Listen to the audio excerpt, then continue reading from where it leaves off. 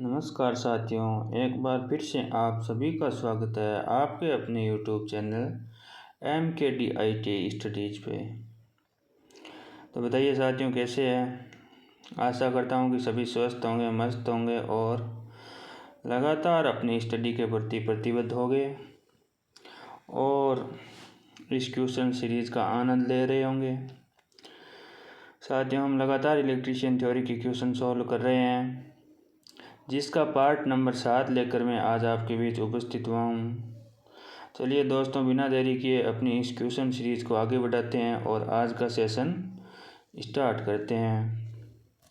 साथियों, आज का आपका पहला क्वेश्चन है, एक स्विच है जो दो बिंदुओं पर संयोजित परिपथ को खोलता है। यानी इनमें से कौन सा स्विच है जो दो बिंदुओं पर कनेक्टेड सर्किट को ओपन करता है। ऑप्शन ए है आपका दोहरा ब्रिक स्विच, ऑप्शन बी है दोहरा थ्रो स्विच, ऑप्शन सी है horn gap switch, option D है केंद्र बेक स्विच, ऑप्शन ई है एकल ध्रुव स्विच या जिसे हम कहते हैं सिंगल पोल स्विच। बताइए दोस्तों, क्या रहने वाला है इसका करेक्ट आंसर। कमेंट बॉक्स में अपना महत्वपूर्ण कमेंट करके अपना उत्तर ज़रूर दें और किसी भी प्रकार का डाउट अपने मन में न रखें। किसी भी प्रकार का डाउट है वो कमेंट बॉक्स में ज़रूर बताएं, उसका आपको प्रॉपर सॉल्यूशन मिलेगा। सो साथियों, इसका जो आपका करेक्ट आंसर है वो है ऑप्शन नंबर ए, यानी दोहरा ब्रेक स्विच है जो आपको दो बिंदुओं पर संयोजित परिपथ को ओपन करता है। तो इसका आपका करेक्ट आंसर हो गया ऑप्शन नंबर ए। चलिए साथियों, चलते हैं नेक्स्ट क्वेश्चन पे। अगला आपका क्वेश्चन है, एक सजीव विद्युत अग्नि के लिए निम्न में से कौन सा अग्निशामक उपयुक्त होता है। ऑप्शन ए आपका CO2 अग्निशामक, ऑप्शन बी है जल, ऑप्शन सी है फोम टाइप, ऑप्शन डी है शुष्क रसायन या ऑप्शन ई है इनमें से कोई नहीं। साथियों, ये क्वेश्चन 3-4 बार आ गया हमारे सेशनों में, तो ये क्वेश्चन आपका गलत नहीं होना चाहिए। बताइए क्या रहने वाला है इसका करेक्ट आंसर। एक सजीव विद्युत अग्नि के लिए कौन सा अग्निशामक उपयुक्त होता है। तो इसका आपको पता है, मैं बिना देरी किए बता देता हूँ आपको जल्दी से। इसका आपका सही आंसर रहने वाला है ऑप्शन नंबर ए। जो CO2 अग्निशामक है आपका, वो एक सजीव विद्युत अग्नि के लिए हम अग्निशामक के रूप में काम में लेते हैं। ध्यान रखना, क्लास ए की जो आग होती है, यानी जो लकड़ी कपड़े कागज़ में लगती है ना, वो आपकी होती है क्लास ए की अग्नि, और इसके लिए हम काम में लेते हैं जल। तो जल का ध्यान रखना, किस प्रकार की अग्नि के लिए काम में लेते हैं, क्लास ए की अग्नि के लिए हम। और साथ में ध्यान रखना, फोम टाइप अग्निशामक है वो हम क्लास बी की आग को बुझाने के लिए काम में लेते हैं। यानी जो पेट्रोलियम पदार्थों में आग लगती है उनके लिए हम फोम टाइप का काम लेते हैं। और शुष्क रसायन है वो आपका क्लास सी की अग्नि को बुझाने के लिए काम में लेते हैं। जैसे गैसों में आग लग गई है LPG वगैरह में, तो वहाँ पे हम शुष्क रसायन या शुष्क चूर्ण होता है उस टाइप का अग्निशामक काम में लेते हैं। तो इसका आपका करेक्ट आंसर हो गया ऑप्शन नंबर ए। चलिए साथियों, चलते हैं नेक्स्ट क्वेश्चन पे। अगला आपका क्वेश्चन है, परिणाम मित्र पर लघु परिपतन परीक्षण के दौरान लोहा अन्य नगण्य होती है। क्यों होती है, क्या कारण है इसका। ट्रांसफार्मर में जब हम शॉर्ट सर्किट टेस्ट करते हैं तो उसके दौरान आयरन लॉस है वो नगण्य होता है। तो इसका क्या कारण है, ये आपसे पूछा गया है। ऑप्शन ए आपका द्वितीय पक्ष पर विद्युत धारा नगण्य होती है, ऑप्शन बी है द्वितीय पक्ष पर वोल्टेज परिवर्तित नहीं होता, ऑप्शन सी है प्राथमिक पक्ष पर आरोपित वोल्टेज निम्न होता है, ऑप्शन डी है परिणाम मित्र को पूर्ण भार विद्युत धारा की आपूर्ति नहीं होती, और ऑप्शन ई है आपका सी और डी दोनों। बताइए साथियों, कमेंट करके ज़रूर बताएं इसका सही आंसर क्या रहने वाला है।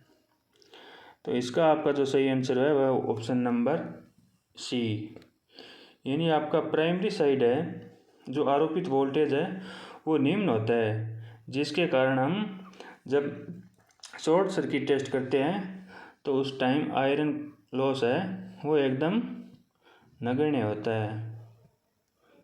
ध्यान रखना। ट्रांसफॉर्मर का चैप्टर साथियों बहुत ही इम्पोर्टेंट चैप्टर है। इससे हर परीक्षा में प्रश्न पूछे जाने की प्रबल संभावना रहती है। चलिए साथियों चलते हैं नेक्स्ट क्वेश्चन पे। साथियों साथ ही ध्यान रखना, लो आने की याद करने के लिए हम वो ओपन टेस्ट करते हैं, ओपन टेस्ट, और कॉपर आने की याद करने के लिए हम शॉर्ट सर्किट टेस्ट करते हैं।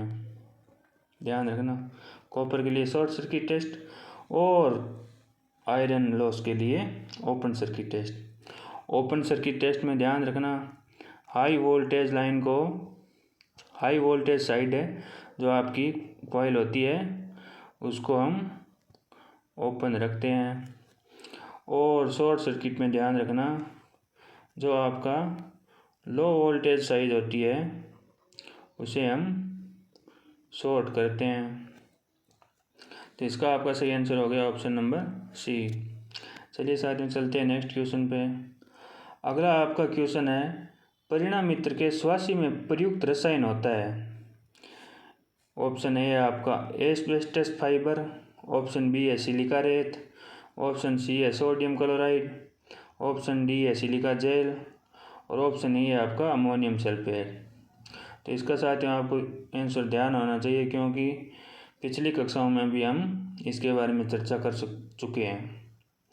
तो मैं बिना टाइम गवाए बता देता हूँ, इसका आपका जो सही आंसर है वो रहने वाला है ऑप्शन नंबर डी, यानी ट्रांसफॉर्मर में स्वाशी रसायन के लिए हम सिलिका जेल काम में लेते हैं। यह कहाँ पे रखी होती है ट्रांसफॉर्मर में? बरीदर में। और इसका क्या कार्य होता है? नमी को अवशोषित करना। ध्यान रखना, अगर सिलिका जेल सही है तो इसका कलर कैसा होगा? नीला।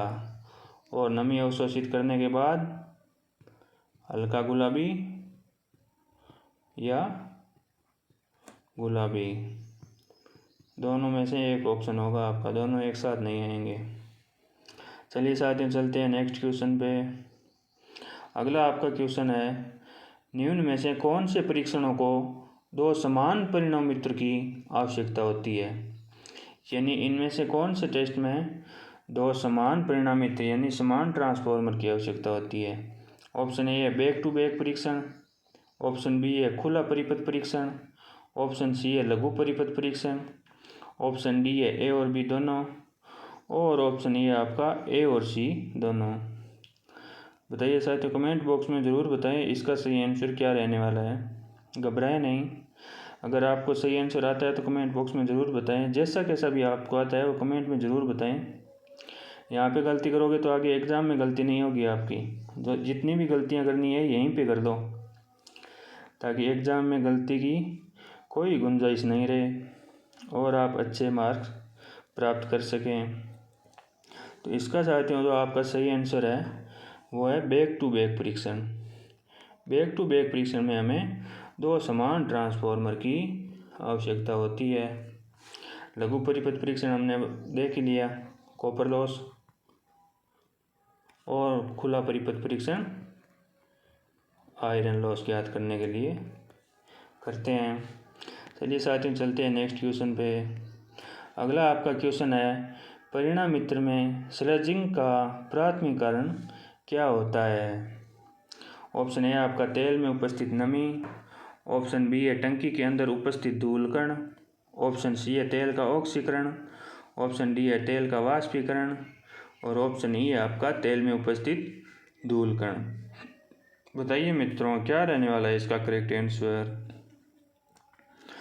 तो इसका जो आपका सही आंसर है वह ऑप्शन नंबर सी, यानी ट्रांसफॉर्मर ऑयल का जब ऑक्सीडेशन हो जाता है तब उसमें स्लजिंग का जो इफेक्ट है वो देखने को मिलता है।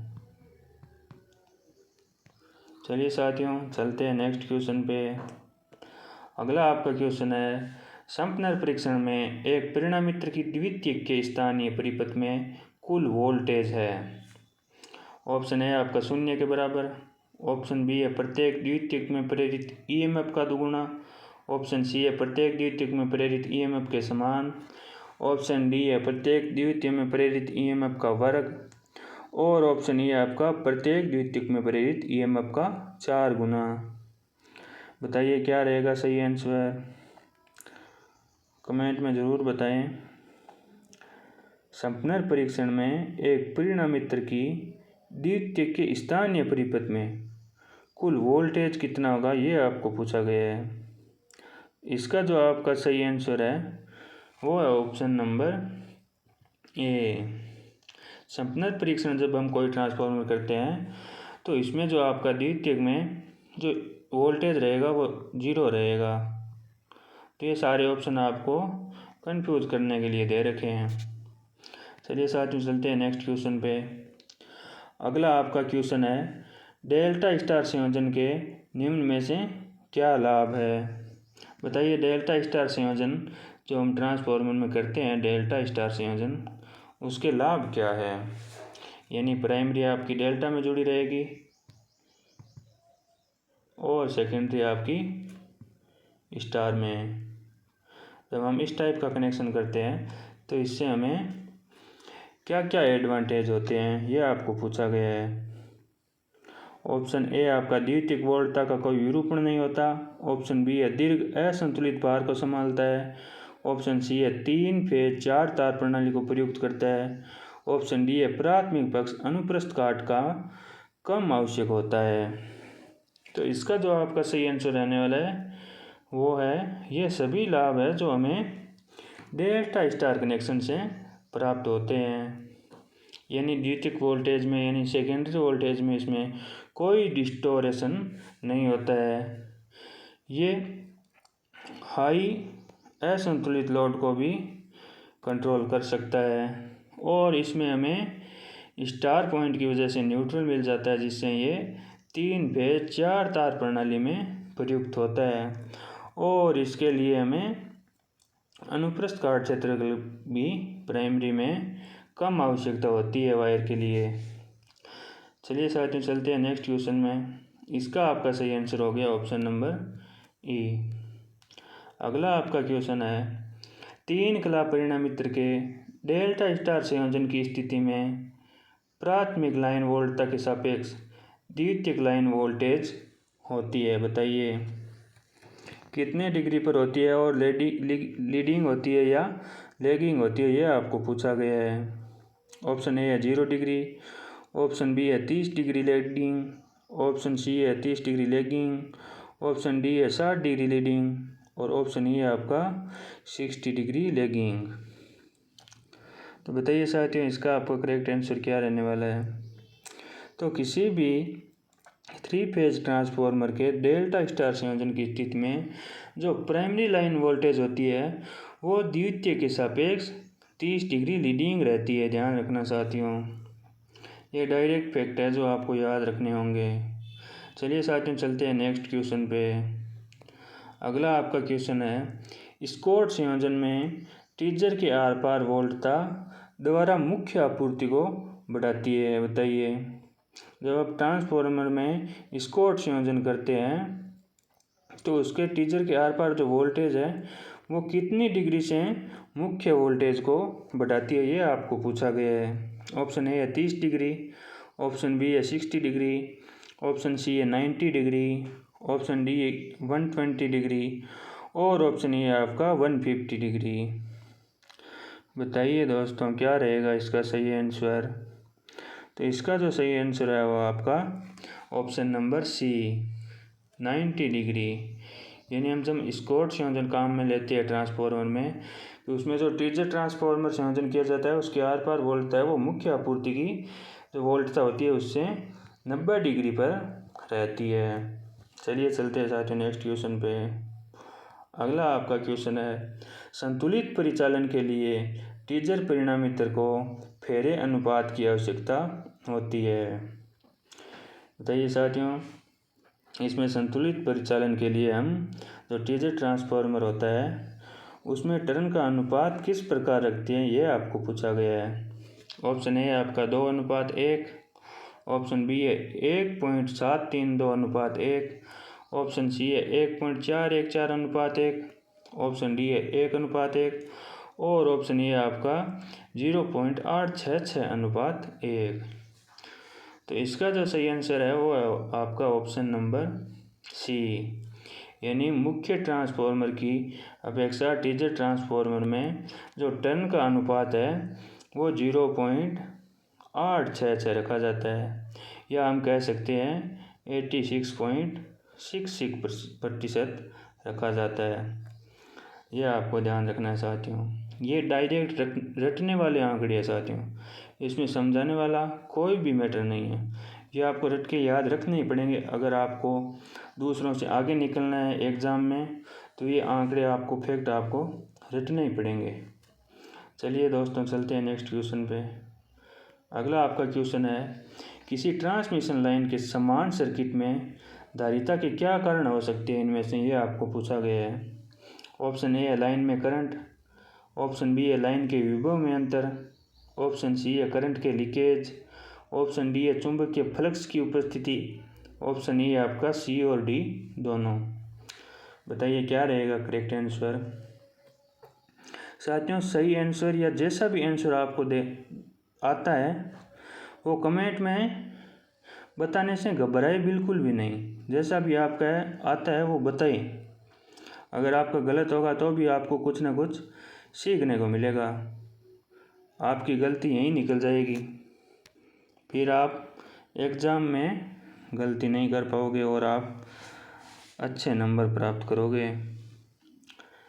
तो आप बताइए इसका आंसर, किसी ट्रांसमिशन लाइन के समान सर्किट में धारिता के क्या कारण है।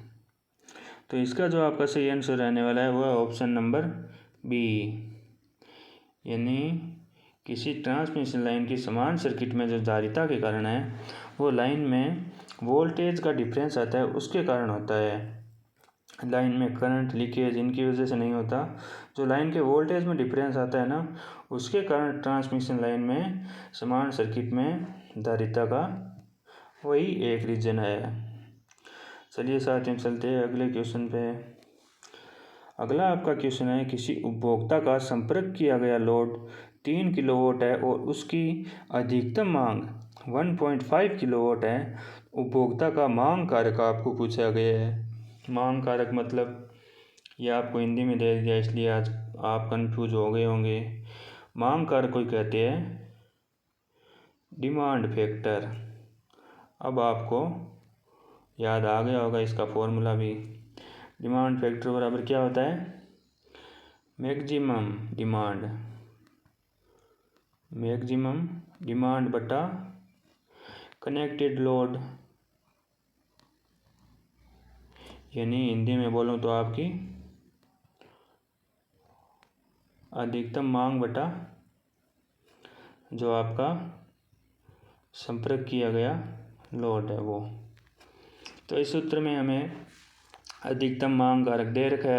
अधिकतम मांग हमें 1.5 किलोवाट दे रखी है और संपर्क किया गया लोड हमें 3 किलोवाट दे रखा है। तो जब इसको हम सॉल्व करेंगे तो ये हमारे पास आ जाएगा 0.5।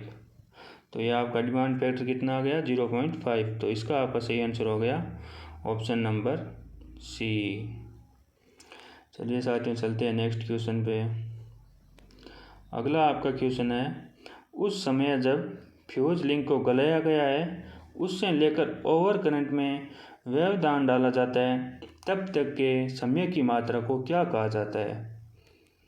बताइए साथियों, जब ओवर करंट में व्यवधान डाला जाता है और जब तक फ्यूज का जो वायर है वो पूरी तरह से गला दिया जाता है उसके बीच के समय को आपसे पूछा है क्या कहा जाता है।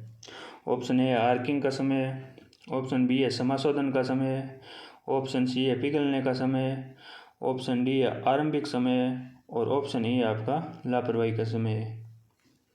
बताइए दोस्तों क्या रहेगा इसका करेक्ट आंसर। इसका जो आपका करेक्ट आंसर है, इस टाइम को हम आर्किंग समय कहते हैं, यानी जब ओवर करंट में व्यवधान डाला जाता है और फ्यूज वायर जब तक गल जाता है उस पूरे टाइम को हम आर्किंग समय कहते हैं।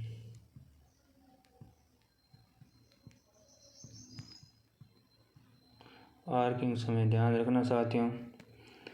चलिए नेक्स्ट क्वेश्चन पे। अगला आपका क्वेश्चन है, यदि कैपेसिटर के समांतर प्लेटों का अलगाव बंट गया है तब इसका धारित्व कितना हो जाएगा।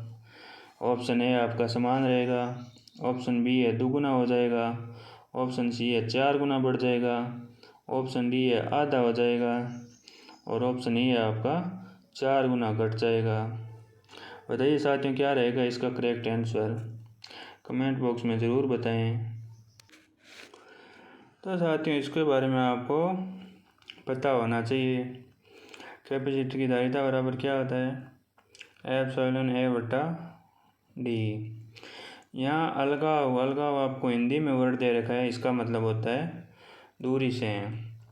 अब आपको बता दिया गया है कि इसका दूरी बंट गया है, मतलब इसकी दूरी को आधा कर दिया गया है। बांट दिया मतलब आधा कर दिया गया है। ये कॉमन लैंग्वेज आपको समझ में आ जानी चाहिए। तो इसका धारित्व है वो सी क्या है, 1/d यानी दूरी के व्युत्क्रमानुपाती है। तो दूरी आधा कर दिया तो इसका धारित्व हमारे पास क्या हो जाएगा, 2 गुना हो जाएगा। तो इसका सही आंसर हो गया आपका ऑप्शन नंबर बी। चलिए दोस्तों चलते हैं नेक्स्ट क्वेश्चन पे। अगला आपका क्वेश्चन है, गॉस का नियम निम्न में से किसके लिए लागू होता है। बताइए। ऑप्शन ए आपका फील्ड के लिए एक अनंत चार्ज किए गए लंबे सीधे तार के कारण, ऑप्शन बी है फील्ड के लिए एक अनंत चार्ज किए गए तार के कारण, ऑप्शन सी है फील्ड के लिए पॉइंट चार्ज के कारण, ऑप्शन डी है फील्ड के लिए पूरी तरह से चार्ज किए गए एक वलयाकार कोषों के कारण, और ऑप्शन ई है आपका इन सभी के कारण। बताइए दोस्तों क्या रहेगा इसका करेक्ट आंसर। तो इसका जो आपका करेक्ट आंसर रहने वाला है वो है गॉस का नियम है जो इन सभी के लिए लागू होता है।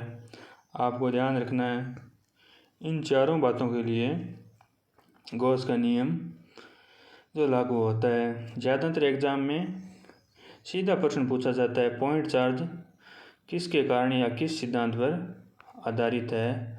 तो आपका इसमें हो जाएगा गॉस नियम। बाकी आपको ये चारों ध्यान में रखने हैं, लेकिन इनमें से इम्पोर्टेंट ये है पॉइंट चार्ज वाला। चलिए दोस्तों चलते हैं नेक्स्ट क्वेश्चन पे। अगला आपका क्वेश्चन है, यदि कोई कैपेसिटर 10 वोल्ट पर 0.24 कूलम्ब का चार्ज वहन करता है तो इसकी धारिता क्षमता कितनी होगी। अब इसमें आपको वोल्टेज का मान दे रखा है 10 वोल्ट और आपको क्यू यानी आवेश दे रखा है 0.24 कूलम्ब और आपको धारिता पूछी है। अब धारिता का फॉर्मूला आपको पता होना चाहिए। क्यू बराबर क्या होता है, सी वी होता है। हमें क्यू का मान दे रखा है, वी का मान हमें दे रखा है, सी का मान पूछा है तो सी का फॉर्मूला क्या बन जाएगा, क्यू बटे वी बन जाएगा। अब क्यू का मान हमें दे रखा है 0.24 और वोल्टेज का मान हमें दे रखा है 10 वोल्ट। तो इसका सही आंसर हो जाएगा आपका 0.024 फेरेड। धारिता का मात्रक आपको ध्यान रखना है फेरेड होता है।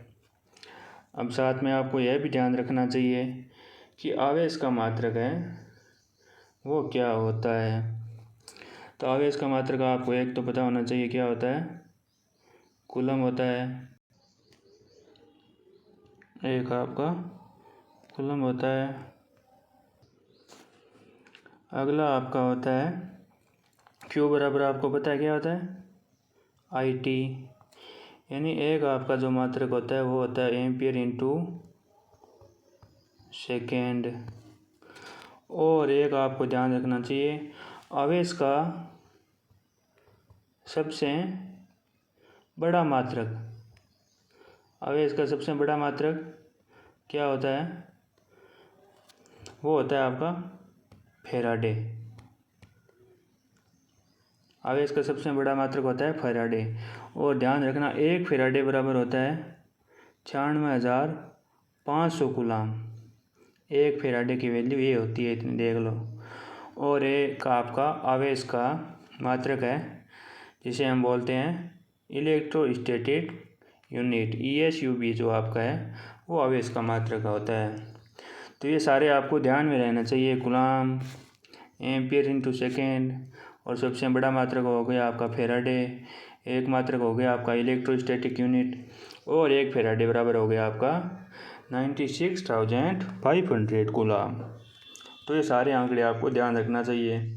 आवेश है जो एक बेसिक परिभाषा है, यह बेसिक वर्ड है जो हमें ITI में इंटर करते ही आवेश के बारे में हम पढ़ते हैं। तो इसके बारे में आपको सारी बातें ध्यान रखनी चाहिए। चलिए चलते हैं साथियों नेक्स्ट क्वेश्चन पे। अगला आपका क्वेश्चन है, यदि 10 माइक्रोफेड कैपेसिटर, 10 माइक्रोफेड के, साथियों यहाँ पे टाइपिंग में मिस्टेक हो गई, आपको ध्यान रखना, 10 माइक्रोफेड के 3 कैपेसिटर है जो श्रेणी में जुड़े हुए हैं। तो इसमें टोटल धारिता आपको पूछी है। बताइए साथियों, श्रेणी में कैपेसिटेंस ज्ञात करने का फॉर्मूला क्या होता है आपको, यह आपको ध्यान रखना चाहिए। 1/CT बराबर होता है 1/C1 प्लस 1/C2 और प्लस 1/C3। तो अब हमें C1 का मान कितना है, तीनों के मान समान है 10, प्लस C2 का मान भी 10 और प्लस C3 का मान भी 10। यहाँ से लघुत्तम आ गया 10 और ऊपर हो गया 1 + 1 +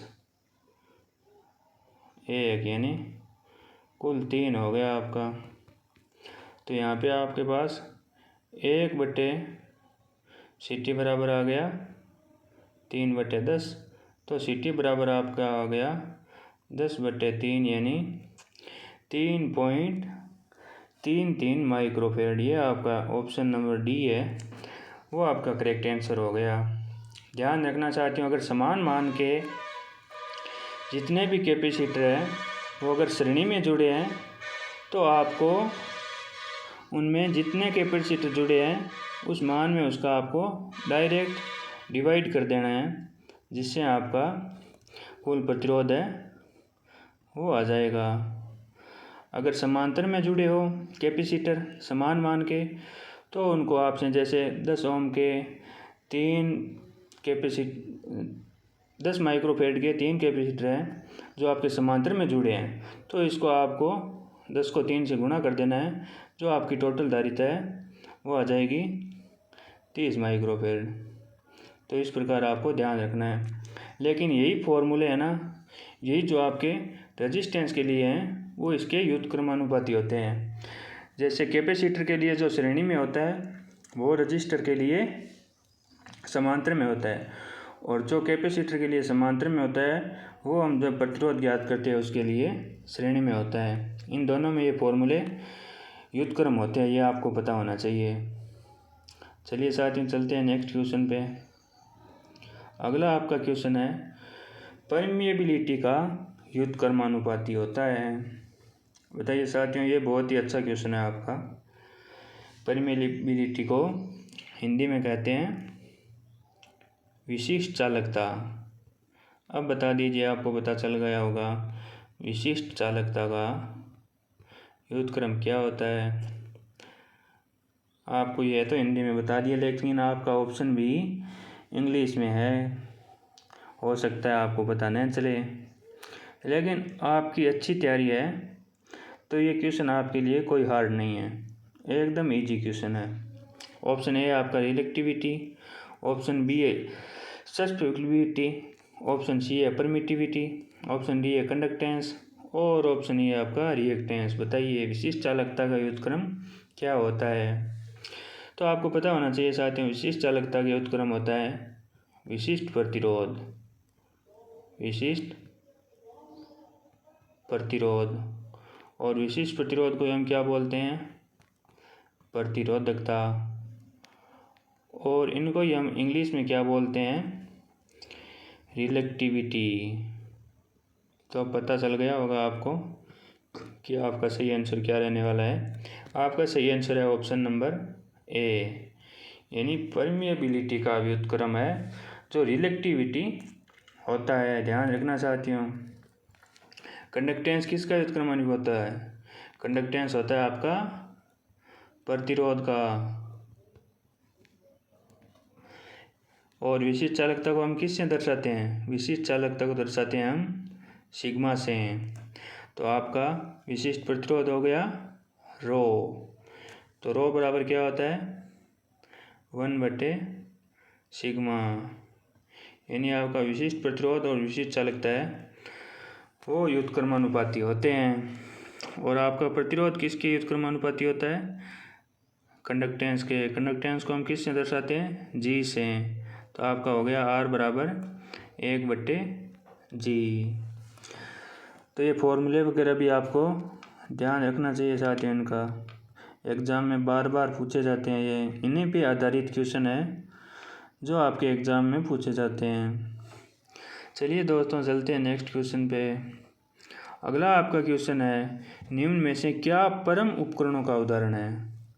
तो बताइए साथियों, इसमें परम उपकरणों का एग्जाम्पल कौन सा इंस्ट्रूमेंट है जो आपको दे रखा है?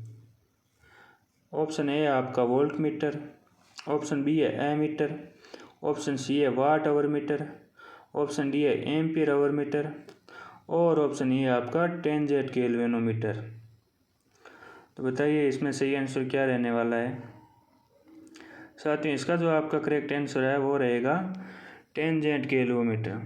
ये आपका है जो परम इंस्ट्रूमेंट का एग्जाम्पल है इनमें से।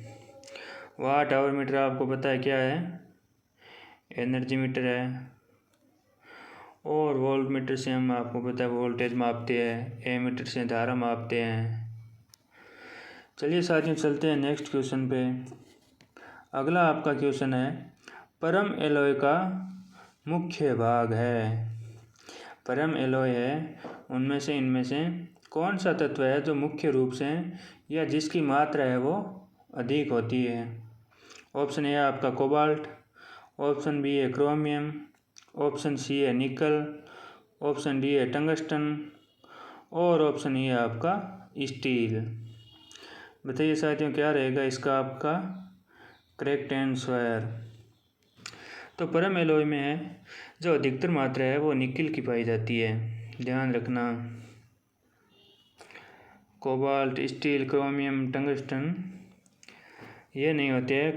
परम एलॉय में जो ज़्यादा मात्रा होती है वो निकिल धातु की होती है। टंगस्टन का आपको पता ही होगा हम कहाँ पे काम में लेते हैं? बल्ब के फिलामेंट बनाने में हम टंगस्ट का काम लेते हैं।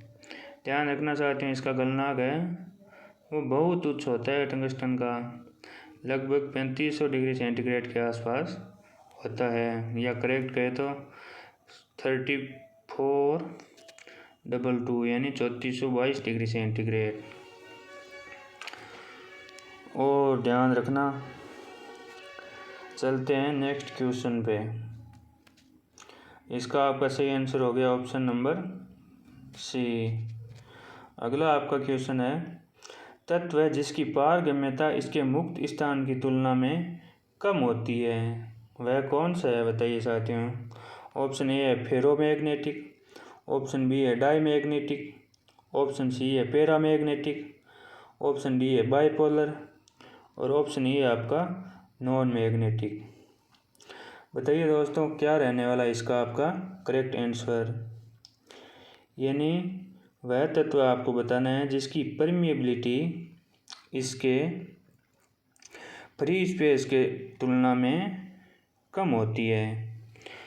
तो फेरामैग्नेटिक यानी लोह चुंबक पदार्थों की आपको पता है परमिएबिलिटी कितनी होती है?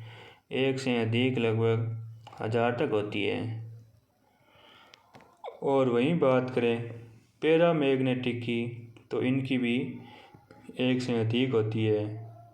तब आपको पूछा है मुक्त स्थान की तुलना में यानी 1 से कम किसकी होती है?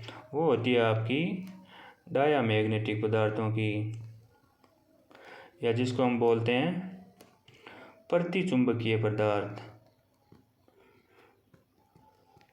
ये चुंबक से आकर्षित नहीं होते हैं बिल्कुल भी। पैरामैग्नेटिक पदार्थ है वो चुंबक से प्रबल रूप से आकर्षित होते हैं। पैरामैग्नेटिक है वो अपने आकर्षितता का एकदम नॉर्मल गुण प्रदर्शित करते हैं, लेकिन डायमैग्नेटिक पदार्थ है वो जो आकर्षित है वो बिल्कुल भी नहीं होते हैं, ये प्रतिकर्षित होते हैं चुंबकीय पदार्थों से। चलिए साथियों, आज के जो हमारे क्वेश्चन थे वो हमने सॉल्व कर लिए हैं सारे। तो कमेंट में ज़रूर बताएं आज के क्वेश्चन आपको कैसे लगे और आपकी प्रतियोगी परीक्षाओं में कितने ये उपयोगी साबित होने वाले हैं। दोस्तों, बहुत ही महत्वपूर्ण क्वेश्चन है, ये सारे क्वेश्चन हैं जो आपके टेक्निकल एग्ज़ाम हुआ था राजस्थान में, टेक्नीशियन का एग्ज़ाम, टेक्निकल हेल्पर थर्ड जिसे बोलते हैं, उस एग्ज़ाम में सारे क्वेश्चन पूछे गए हैं दोस्तों। तो बस क्वेश्चन पूछने का यही तरीका है, इन्हीं में से क्वेश्चन पूछे जाते हैं, इन्हीं क्वेश्चनों को बार बार वो घुमा घुमा के आपके सामने प्रस्तुत किया जाता है। तो साथियों, लगातार हमारे चैनल के साथ बने रहिए और ऐसे इम्पोर्टेंट क्वेश्चनों की प्रैक्टिस करते रहिए। आज के हमारे साथियों, आज के सेशन की क्वेश्चन है वो समाप्त हो चुके हैं। अब मिलेंगे अगले सेशन में, इसी क्वेश्चन सीरीज़ को आगे बढ़ाते हुए पार्ट नंबर 8 में मिलेंगे। तो साथियों, मिलते हैं नेक्स्ट सेशन में। तब तक सभी साथियों को जय हिंद, जय भारत।